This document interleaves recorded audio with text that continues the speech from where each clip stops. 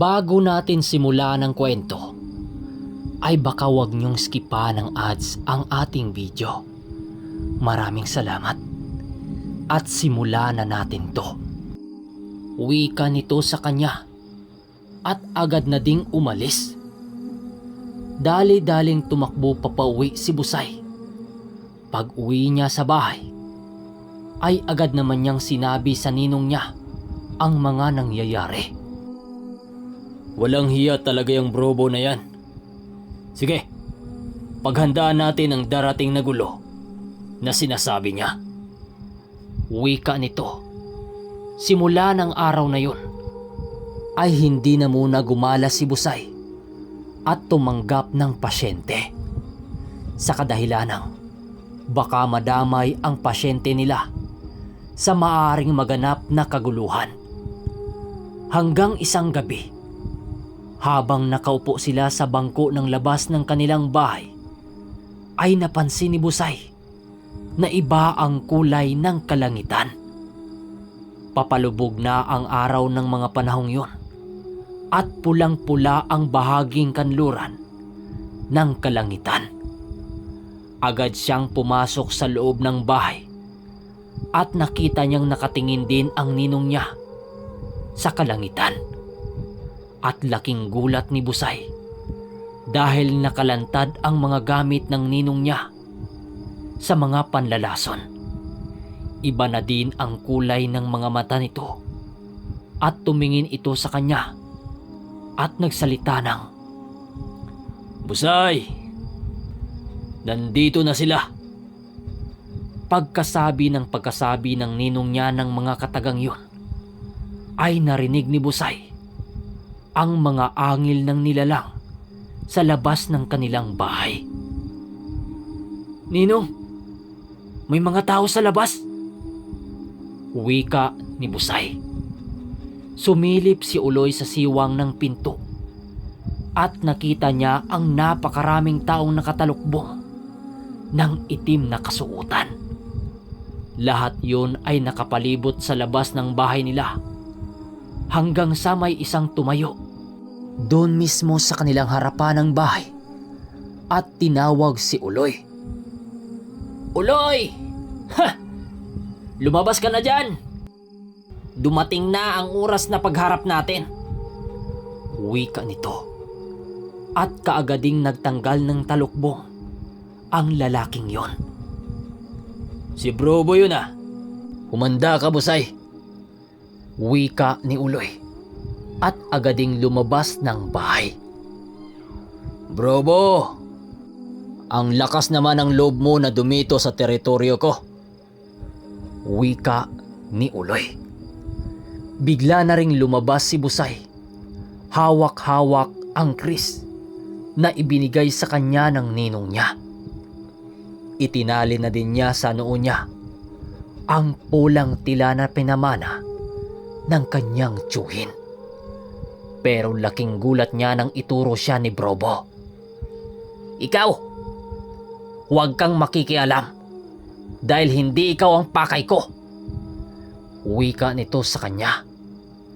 Akmang susugod na dito si Busay, ay bigla naman siyang pinigilan ni Uloy. "Akin ang isang to, Busay. Diyan ka lang," wika nito sa inaanak. Nang tumingin ito sa kanya, ay ngumiti ito na para bang alam na niya ang mangyayari. "Busay, huwag mong kalimutan ang lahat na itinuro ko sa iyo. Huwag kang maging masamang tao kahit hindi mabuti ang tingin sa iyo ng iba. Isipin mo ang makatulong sa iyong kapwa," wika nito sabay takbo papunta kay Grobo. Agad naman siyang sinalubong ni Brobo at nagbuno ang dalawa. Hindi akalain ni Busay na napakalakas ni Brobo na kaya niyang tapatan si Uloy ng isang gabunang manlalason. Sunod-sunod ang palitan nila ng suntok at nakalamang lang si Uloy sa laban na yon. Subalit sa hindi inaasahang pagkakataon, Bigla na lamang napatigil si Uloy at napatingin sa kanyang dibdib. Dahil may nakabaong isang palaso sa parting yon. Hanggang sa sunod-sunod nang dumating ang mga palaso at tumama din sa kanya. Anong akala mo, Uloy? Hindi ako nakapaghanda para sa'yo? Ang mga palasong yan ay gawa sa tanso, kaya tinablan ka ng mga ito. At ngayon, katapusan mo na. Wika ni Brobo habang papalapit kay Uloy. Sumigaw naman si Busay at minura ng minura si Brobo. Napalingon ito sa kanya at nagsalita ng, "Huwag kang mag-alala, bata, dahil ikaw ang isusunod ko." Wika nito sabay sakal kay Uloy. Akmang lalapit pa sana si Busay nang bigla siyang harangin ng kasamahan ni Brobo.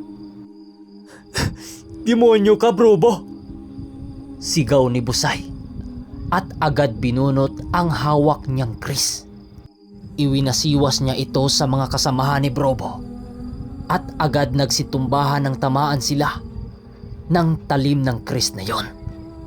Puro laslas sa liig ang tamang yon at hindi na makapigil ni Busay sa galit niya.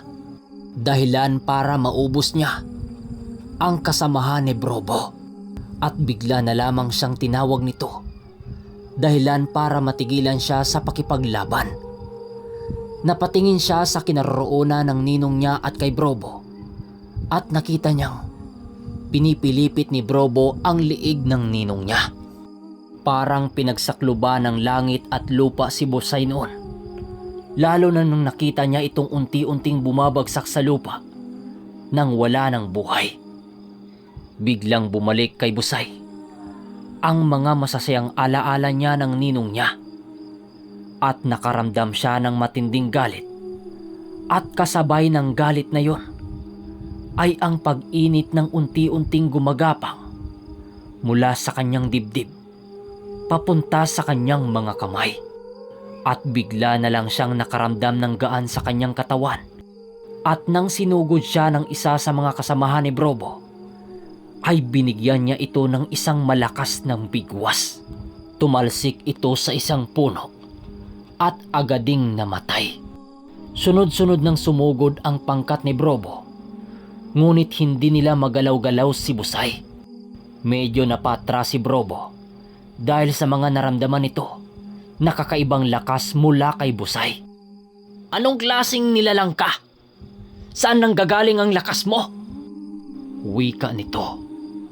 At laking gulat na lamang nito nang biglang mawala si Busay sa harapan niya. At nang maramdaman niyang nasa likod na siya nito, ay huli na ang lahat. Dahil paglingon ng paglingon niya, ay agad na siyang nasakal ni Busay. Halos maubos ang hininga ni Brobo dahil sa higpit ng pagkahawak ni Busay. Dahil sa ginawa ni Busay, ay halos 5 dipa ang tinalsik niya sa mga puno. Sa pag-akalang makaligtas siya dito, ay tumayo siya at laking gulat ni Brobo nang makita niyang nasa harapan na naman niya itong si Busay. Muli siyang hinawakan nito sa liig at nagsalita ng, "Alam mo ba kung bakit wala akong kakambal, Brobo? Dahil namumuhay sa katawan ko ang 2 katauhan. Isang manlalason at isang babaylan. Kaya humanda ka dahil hinding-hindi kita mapapatawad sa ginawa mo sa tiyuhin ko at ninong." Wika ni Busay na may halong panggigigil. Ngunit tumawa lang si Brobo at agad namang tumugon. "Hindi mo ba natatandaan ang sinabi ko sa'yo? Ang kamatayan ko ay nagsisimula pa lang sa malaking kaguluhan." Wika nito. Imbis na pakawalan siya ni Busay, ay ibinalibag siya ulit nito sa lupa.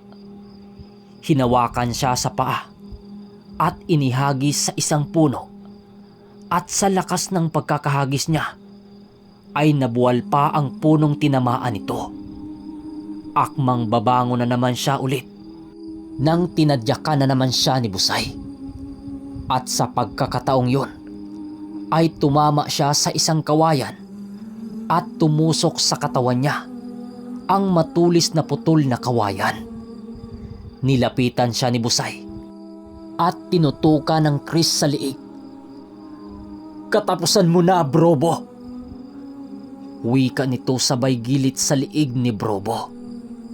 Matapos ang tagpong yun, agad niyang kinuha ang bangkay ng ninong niya at inilibing ito. Habang sinasambit niya ang mga huling salita para sa ninong niya, may bigla naman siyang narinig ng isang boses. "Kagaya ng sinasabi ko sa iyo, bata, ang kamatayan ko ay simula pa lang ng isang napakalaking kaguluhan. At kung inakala mong napatay mo na ako, ay nagkakamali ka. Dahil kahit mamatay ang katawan kong lupa, hinding-hindi mo mapapatay ang kaluluwa ko." Wika ng busis. At napagtanto ni Busay na busis yun ni Brobo. Agad siyang tumayo at dinampot ang kanyang sandata. "Tandaan mo, Brobo, hahanapin at hanapin kita. Kahit saang lupalop ka man magsusuot, tandaan mo, mahanap din kita," sigaw ni Busay. At matapos ang tagpong kalungkutan ni Busay, ay lumipas ang ilang buwan. At pumanaw naman ang kanyang tiyahin na nagpapalaki sa kanya. Dahil na rin sa katandaan, pagkalibing ng taong itinuring niyang ina, ay kaagad na rin niyang nilisan ang kanilang bahay upang maglakbay. Tinungo niya ang daan papunta sa kabundukan kung saan nakatayo ang pamilya ng kanyang tiyuhin. Pagdating niya sa bahay na yon, kaagad siyang umiyak ng napakalakas. Napagtanto kasi ni Busay na nag-iisa na lang siya, at naisip niyang wala nang ding saysay na mabubuhay pa siya. Kaya naisip niyang magpatiwakal gamit ang pagbigti sa sarili niya. Habang ginagawa niya ito, ay may kung anong tinig ang nagbubulong sa kanya. Sa pagkakatanda niya, isang boses yun ng lalaki. "Busay, huwag mong ituloy ang gagawin mo. Hindi pa tapos ang misyon natin." Wika ng tinig. Napalingon si Busay dahil sa narinig niya. Nagpalingon-lingon siya sa buong bahay, pero walang tao sa paligid. Hanggang sa narinig niyang ulit ang tinig na tinatawag naman siya sa labas ng bahay. Paglabas niya, ay nakita niya ang isang lalaking nakatalikod sa harapan niya. "Sino ka?" tanong ni Busay. At pagharap nito, ay laking gulat niya dahil kamukha niya ang lalaking yon. "So mga kaermitanyo, putulin na muna natin ang ating kwento. Ang ingay, may nagkakantahan sa labas, baka mayayari tayo. Yun lang mga kaermitanyo. Sa mga gustong magpa-shoutout ay i-comment nyo lang sa baba dahil mag-shoutout tayo sa fart.